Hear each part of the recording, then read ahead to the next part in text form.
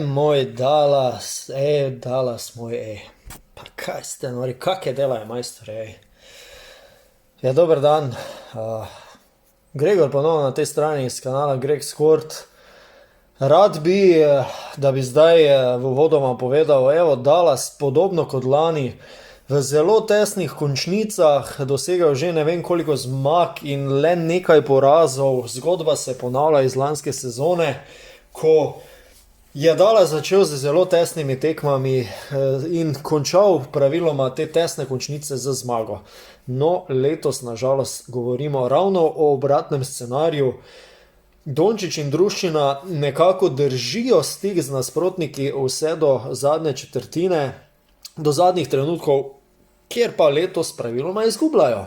Razlogov je več, nekaj jih bomo odkrili danes, podali mogoče nekaj rešitev za njih, kako sami vidimo situacije. Seveda se zavedamo, da je po bitki generalov največ vedno in nočemo biti zdaj le nastopaški ali karkoli, ampak samo svoja opažanja bomo delili z vami oziroma v tem primeru bom. No.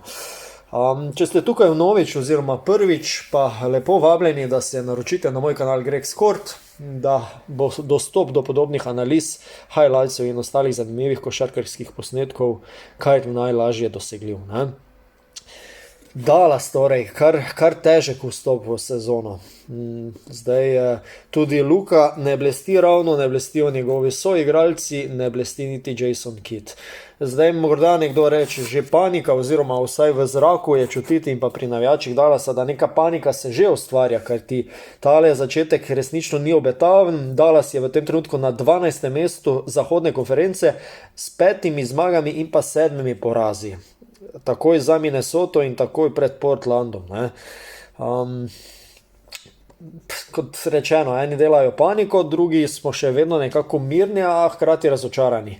Mirni zaradi tega, ker tudi lani vmes nekje v sezoni nam je kazalo precej slabo, nekje po NBA All-Star vikendu pa se je slika obrnila, hkrati je Nico Harrison s svojimi potezami menjave določenih igralcev močno vplival na samo podobo ekipe in se potem sama zadeva precej boljše naredila. Tudi Dallas je začel zmagovati in vstopil v končnico samozavestno, kar se je dogajalo do konca končnice, pa tako ali tako že vemo. In tudi letos ne vidim razloga, da ne bi bilo drugače, ko se PJ Washington pozdravi, ki že nekaj časa manjka, Kyrie je na zadnji tekmi manjkal. Kyrie dejansko, če se tukaj ustavim za trenutek, je praktično edini košarkar, za katerega lahko trdim, da je v formi. In to je izredni formi. Kar za Luko nažalost v tem trenutku ne moremo, pa do Luke in današnjega zadnjega napada še pridem. V glavnem, tako da tudi določene poteze, ki da od timeoutov do rotacije, do same pozicije, ki je letos namenil Luketi, niti me ne preseneča več. Itak mi njegova košarkarska filozofija ni blizu, pa tudi lani mi ni bila. Pa glej ga zlomka, Dallas prišel do finala. Tako da nekaj je Jason Kidd z ekipo delal dobro lani. In ne rečem, da tudi letos ne bo spreobrnil tega modela v boljše. Modela sistema igre, sem mislil, ne?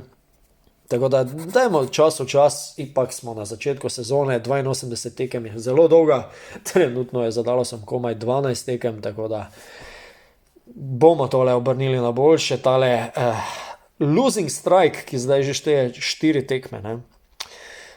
Naslednja tekma pa mislim, da že v nedeljo, mislim, da bodo zdaj back-to-back tekme, če se ne motim. Tako da tole glih ni najbolje, če vprašamo Dallas, pa ravno vsi skupaj nekako celijo poškodbe. Bomo videli, kak bo tale rama z Kyrieom. PJ Washington pa tudi že počasi pogleduje proti povratku. San Antonio in pa Oklahoma, se pravi nedelja in ponedeljek, ja, back-to-back tekma. Nadaljuje Dallas čim potem. Pol še imamo New Orleans v tako imenovanem Emirates Cupu, to je že potem v sredo. Sobota pa Denver Nuggets, že ponovitev iz letošnje sezone. Luka Dončić. Nekaj ful pogrešam pri Luki, resnično pogrešam. Dajte se tukaj spodaj opredeliti. Igrivost v igri Luke, nasmeh na obrazu. Zdaj letos malo bolj opažam neko forsiranje meta za 3, Slabo obrambo, res slabo obrambo, roko na srce. Zdaj tako bomo dejali, vse smo navijači Luke Dončića, vse smo navijači Dallasa, ampak Luka ni brezmadežen, Luka ni nezmotljiv, Luka ima napake. Tako, jih imamo popolnoma vsi, tisti, ki to govori in tisti, ki to poslušate. To so popolnoma jasne zadeve in Luka v tem trenutku ne igra dobro obrambe. Ne igra. Recimo, zdaj tale zadnji napad, ki se je zgodil proti Utahu, totalna zmeda v obrambi. Zdaj, ali je tu kriv Grimes, ali je tu kriv Dončić, ali je kriv Sviney, ki je nekaj razlagal obema igralcima istočasno in je prišlo do totalnega blackouta, bi temu rekli, in bolj enostavnega zaključka pri Utahu. Niso si mogli želeti, prositi niso mogli za kaj tak lepega, na koncu. To je ena zadeva. Druga zadeva pa je, da že od časa Ricka Carlisla, odkar je Luka drugo sezono igral v NBA-u, Ruki še ne, ampak drugo sezono oni igrajo isto akcijo ob zaključnih tekem. Izvaja se na polovici, to je v redu, to me ne moti, pol pa žoga v roke Luki, ustvari majstore, kaj veš in znaš. Ti boš itak nas spasijo, sve će biti okej, ajde. Pa ne gre vedno tako. Oni razširijo prostor ali pa še Toni in Luka ali trojke meče iz nemogočega položaja ali zadnja podaja, tako jak danes recimo, sploh ni bilo tako slabo na koncu, čeprav se malo zadrivalo mes, ampak daj pokliči malo v Evropo, malo Željkota, malo onega, tistega, tretjega, pa vsak trener v Evropi ti bo znal neko akcijo narisati, pa ni to žalostno.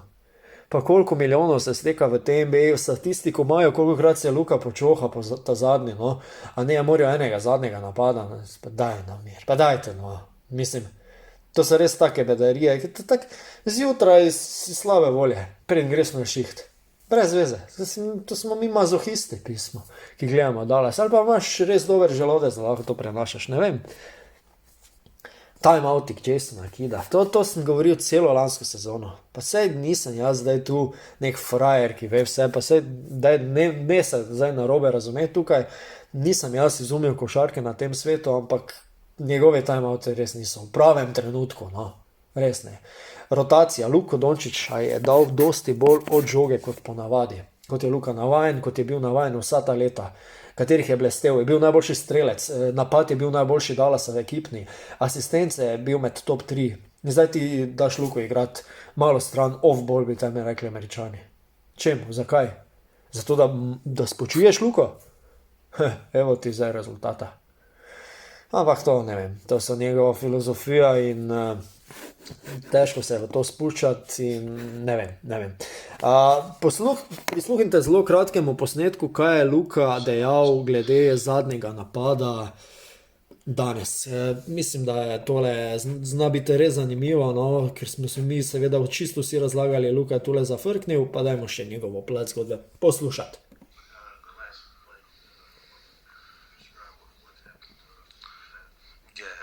Misunderstanding. I thought I was going to go hit, and Q thought, Grimes thought he was going to go hit. It was allowed, so we misunderstood the bench. That's on me. Zdaj ne vem, koliko se tole kaj slišalo, ker je Luka zelo na tiho govoril. V glavnem na koncu je rekel, da je to njegova napaka, pa vendarle zdaj je ob počasnem posnetku, ki ga v bistvu lahko vidite tudi na mojem kanalu pod zadnjem videoposnetku, se vidi, da je tule coach Sviney, se pravi tudi ta trener, pomočnik Kida, ki je letos bil slovenski reprezentant, močno vplival na potek akcije. Konec koncu, suma sumarum, rezultat je bil isti. Slab. Tudi če ne bi. Karkoli jih je tu zmedlo, ali je bil to Sviney, ali slaba postavitev Luke, Lively ali Grimesa, nema veze. Prelahko koš. Tako, kaj je še zanimivega v NBA-u, ki sem dala že obdelal zdajle. Najbolj zanimivo, kar za meni zdi, je, da Cleveland ne zna zgubiti. To mi je izredno zanimivo. Cleveland ima 13 tekem, pa 13 zmag. Pa to je 6 na domačem parketu, 7 na gostujočem. Boston je tukaj drugi, kar za me ni neko presenečenje in tako naprej. Ena zanimivost. Tretji Orlando ima razmerje zmag in porazov 7-6. Se pravi 7 zmag in 6 porazov. Če grem na zahodno konferenco, ima Sacramento 7-5 recimo, kar je najbližje. Če oni imajo 0,583, ja, pa so boljši. Se pravi, Na 8. mestu Sacramento s boljšim izkupičkom na zahodu. Pa to govorimo že kar nekaj let, da je zahod boljši. Ne? Tako da ja. Na zahodu Oklahoma prva 10-2, Golden State drugi 9-2, Phoenix tretji 9-3. Nič ekstra. Tu pri NBA bi še rekel besedo dve o Nikoli Jokiću. Majstore igra, ne vem, zadnji sem bil odlično, no. Zadnji sem bil v nekem pogovoru in je bilo vprašanje, kako bi opisali Luko Dončića. Mislim, jaz sem rekel, da če danes izda knjigo Košarka, avtor Nikola Jokić, bo multimilionar. Pa zdi se, kot da človek ne naredi nič napačnega na parketu, no. Kak igra, kakva je lahkota, košarkarski romantik, čisti. Kak igra človek, to je neverjetno. Zdaj, če samo golo statistiko pogledamo Nikola Jokića v letošnji sezoni. 29,7 točke, 13,7 skoka, 11,7 asistence. Triple-double, pa to ni 20-10-10, to je 29-13-11, skoraj 12. Glavnem, brez besed, kak igra. To je ena zadeva. To je lepa zadeva, kar se tiče NBA. Pa evo malo, da se o Lakersih oziroma Broniju Jamesu, to je včeraj prišlo ven, jaz sem skoraj bruhal, ko sem to slišal. Glavnem, Bronny James je zdaj v G-League, ne, to verjetno veste. Ker pač enostavno ni dovolj kvalitete za NBA, se to ni zdaj dobena skrivnost, tudi za G-League je očitno malo vprašljiva skrivnost. Ampak pazi, to ne. Majster bo igral izključno domače tekme za svoje novo moštvo. Zakaj? Zato, ker njegovo moštvo ne leti s privatnimi avioni, ampak se morajo čekirati kot drugi normalni ljudje, pa po moje še vedno dobijo first class, ne? Ampak ne, to pač ni za Bronnyja Jamesa, tako da na gostovanja on ne bo šel, frajer, on bo samo domače tekme igral. Mislim, pa kaj si ti malo, pa to ti je pokvarjene murke, presežem, stari. Pa kaj bi ga včasno okoli, joj.